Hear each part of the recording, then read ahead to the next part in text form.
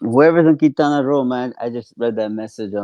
What's up to you, man? Where in the chat? Yeah, Ducky, man. Oh, Ducky. I miss it. That was like our third home. I miss Cancun, especially. I was gonna ask you that too. Like, how much do you guys miss Chicago? Oh man, honestly, it's sad to see how bad the city has gotten.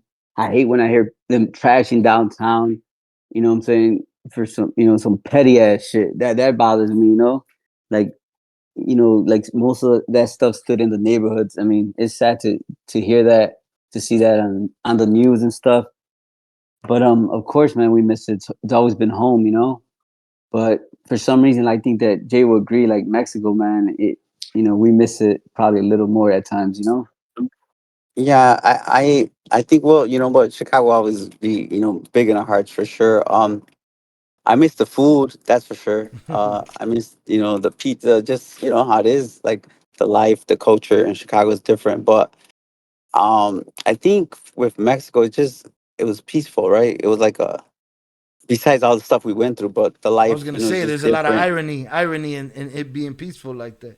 Well, Yeah, I think stepping away from, like, you grew up in a neighborhood. Most people don't venture out. You're in that stuck in that 1 mile radius, and you feel like that's the world. And once you start getting out, and you have to get out, and you explore and you live certain things, it opens your eyes to like so much. And I think for Jay and I, like, Mexico was like a place of like we've kind of like grew a little bit, and we enjoyed the family time and stuff like that. Besides, and most importantly, I think we felt some peace, like, oh, the feds ain't gonna kick in our door.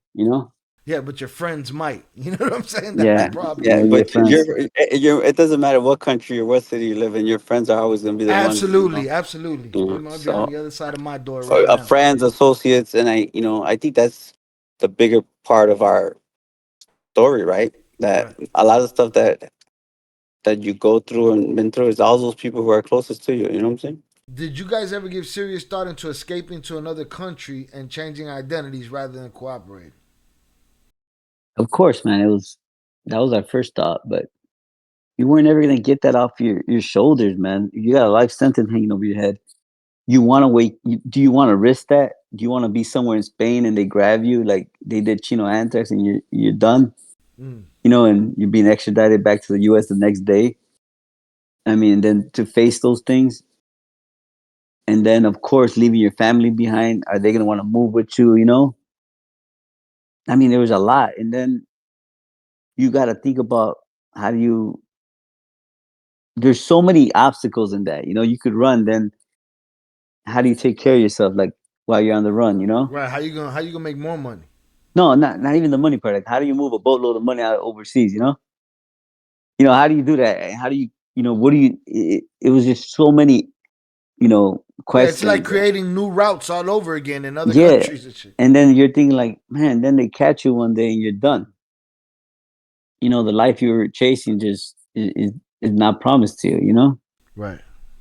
I mean, it sounds good, but it's not a movie. It's reality. You gotta think about the consequences. Like Right. the risk. I used to think, oh man, I'll go to Canada and just Right. and figure it out. But again, Chilling they in the catch you city. and you're done.